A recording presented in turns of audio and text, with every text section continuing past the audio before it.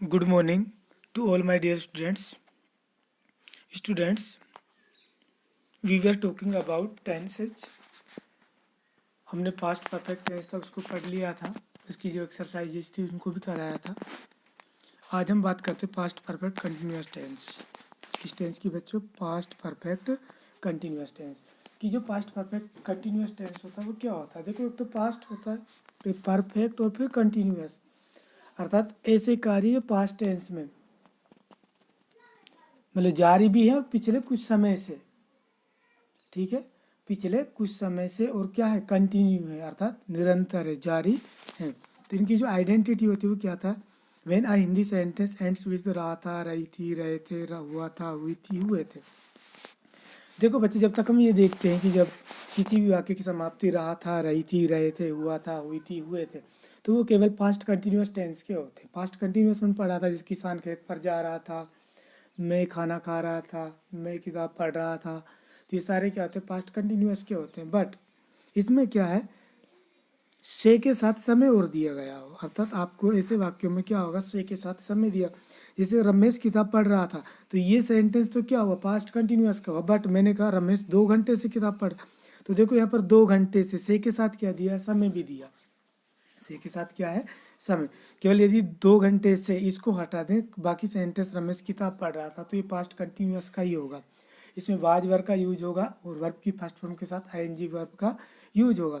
But जब ये sentence change हो जाता है, दो मतलब समय के साथ समय दिया हो, से के साथ क्या दिया हो? समय दिया हो, तो जो टेंस है वो क्या हो जाएगा? चेंज हो जाएगा। कौन सा हो जाएगा? पास्ट परफेक्ट कंटिन्यूअस हो जाएगा। जैसे मेरे मित्र क्रिकेट खेल रहे थे, तो ये कंटिन्यूअस हुआ। बट मेरे मित्र सुबह से, अर्थात से के साथ आपको क्या दे दिया? समय दे दिया। तो ऐसे जो वाक्य वो किस टेंस के होंगे? पास्ट परफेक्ट कंटिन्यूअस टेंस के होंगे। ओके स्टूडेंट्स, अब हम बात करते हैं नेक्स्ट कि इसमें हेल्पिंग वर्ब क्या होगी। जब पास्ट कंटिन्यूअस होगा तो वाज वर्ब का यूज करते हैं, बट जब पास्ट परफेक्ट कंटिन्यूअस होगा तो हेल्पिंग वर्ब कौन सी आएगी? Had been, both singular and plural subject. अब चाहे सब्जेक्ट हमारा सिंगुलर हो चाहे प्लूरल हो, दोनों के साथ हेल्पिंग वर्ब कौन सी आएगी? Had been. मेन वर्ब जहाँ पर कंटिन्यूअस होता है वहाँ पर हमेशा कौन सी फॉर्म आती है? वर्ब की फर्स्ट फॉर्म प्लस आईएनजी। तो हैड बीन के साथ कौन सी फॉर्म का यूज करना है? आईएनजी फॉर्म ऑफ वर्ब का यूज करना है। अब हम बात करते हैं एडवर्ब्स। एडवर्ब्स हमने पास्ट प्रेजेंट परफेक्ट कंटिन्यूअस में भी देखी थी कि वहाँ पर सिंस फोर के साथ टाइम है, लेकिन यहाँ पर सिंस फोर के साथ क्या आएगा? पास्ट टाइम, अर्थात हम बीते हुए काल के बारे में कुछ बातें करेंगे। ऐसे जो समय होगा, जैसे मैं कहूँ जब मैंने घर में प्रवेश किया, मेरे पिताजी 2 घंटे से अखबार पढ़ रहे थे। तो जब मैंने प्रवेश किया तो हम पास्ट की बात कर रहे थे, तो पास्ट टाइम हो गया। तो मेरा पिताजी 2 घंटे से क्रिकेट खेल रहा है, मतलब अखबार पढ़ रहा था। तो रहा था, रही थी, रहे थे, से के साथ समय भी दे दिया। तो ये जो सेंटेंसेज होंगे कैसे होंगे? पास्ट परफेक्ट कंटिन्यूअस टेंस के होंगे। अब हम इसकी बात करते हैं स्ट्रक्चर्स के बारे में कि जो इसकी स्ट्रक्चर्स है वो क्या होंगी, किस प्रकार से आपको स्ट्रक्चर्स को बनाना है। तो स्ट्रक्चर सबसे पहले अफर्मेटिव सेंटेंस की सबसे पहले सब्जेक्ट हैड बीन, वर्ब की फर्स्ट फॉर्म के साथ आईएनजी, ऑब्जेक्ट सिंस फोर, और फिर क्या आएगा? Past time. तो सबसे पहले सब्जेक्ट आता है, फिर हेल्पिंग वर्ब, हेड बीन आ गए, फिर मेन वर्ब, वर्ब की फर्स्ट फॉर्म प्लस है, उसके बाद object since four plus past time. यदि नेगेटिव की बात करते हैं तो अफर्मेटिव हमको केवल नोट जोड़ना होता है। अफर्मेटिव नोट जोड़ दिया तो क्या हो गया? नेगेटिव हो गया। अब हमको नोट जोड़ना कहाँ, ये यहाँ पर देखना। तो आपको नोट हेड और बीन, इसके जो 2 पार्ट्स हैं, इन दोनों पार्ट्स के क्या करना? बीच में किसको जोड़ना है? नोट को जोड़ना। तो यही जो आपकी स्ट्रक्चर है वो क्या हो जाएगी बच्चों? नेगेटिव हो जाएगी।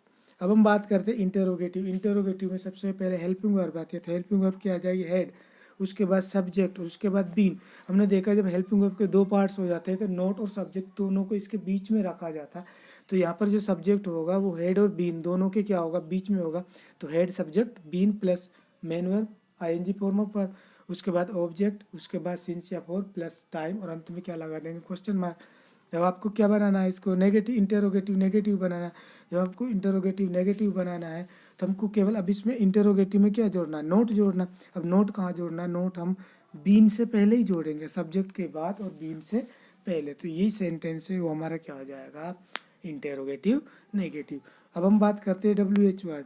जो WH वर्ड होता है इसकी स्ट्रक्चर क्या होंगी, इसकी स्ट्रक्चर सबसे पहले हम WH वर्ड को लिखेंगे और उसके बाद जो हमने इंटेरोगेटिव की जो स्ट्रक्चर बना है उसको इसके पीछे लगा देंगे, तो ये स्ट्रक्चर हमारी क्या हो जाएगी, WH वर्ड हो जाएगी। ओके माय डियर स्टूडेंट्स, तो बच्चों आपको ये समझ में आ गया होगा। तो इसकी जो एक्सरसाइजेज है उनको हम कल आने वाली क्लास में करेंगे।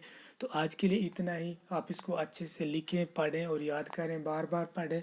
कोई भी प्रॉब्लम हो तो आप मुझसे कंसल्ट कर सकते हैं। Have a good day, good bye.